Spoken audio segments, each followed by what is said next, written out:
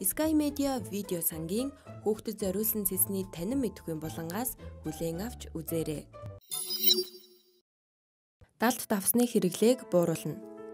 Монгол улсын нийт хүн амын дундах нас баралтын шалтгааны 80 орчим хувийг чихрийн шижин, зүрх судасны өвчин, амьсгалын замын архаг өвчлөл, хорт хавдар зэрэг халдварт бус өвчнүүд эзэлдэг аж. Эдгээр өвчний гол шалтгаан нь давсны хэрэглээ юм. Монгол улсын нийт хүн амын 83.2% нь хоногт дунджаар 11 грамм давс хэргэлдэг байна.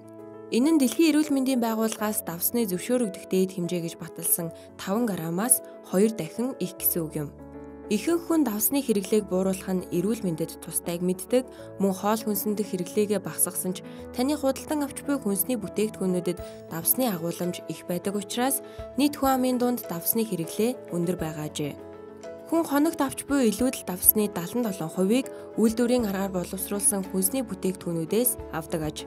Хүн амын давсны хэрэглээ үндэсний судалгаанаас харахад үйлдвэрийн аргаар боловсруулсан хүнсний 83.6%, хоол үйлдвэрлэлийн бүтээгдэхүүний 81.6% нь давсны агуулмж ихтэй болохыг тогтоожээ. Иймээс хүн амын дундах давсны хэрэглээг бууруулахын тулд үйлдвэрлэгчдийн оролцоо чухал гэж үзсэн учраас хүнс хөдөө аж ахуй хөнгөн үйлдвэрийн яамнаас давс багтай бүтээгдэхүүн үйлдвэрлэлийг дэмжиж арга хэмжээг өнгөрсөн оны 9-р сараас эхлэн орон даяар зохион байгуулж эхэлжээ. Энэхүү үйл ажиллагааг танилцуулах уулзалт өнөөдөр тус яамд боллоо.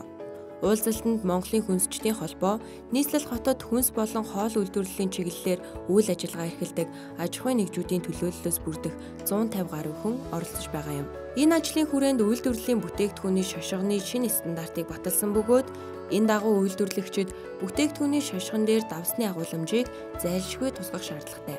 Энэхүү хоёр шатлалт арга хэмжээ нь 2019 оны 4-р сар хүртэл үргэлжлэх юм. Үйл ажиллагаа амжилттай хэрэгжиж, хоол хүнсээр дамжих далд давсны хэрэглээг зорилттой хэмжээнд хүртэл бууруулж чадвал даралт бууруулах эмчилгээ хийлгэх шаардлагатай хүний тоо 50%, тархинд цус харвалтын улмаас нас барах хүний тоо 22%-аар буурах боломжтой юм байна.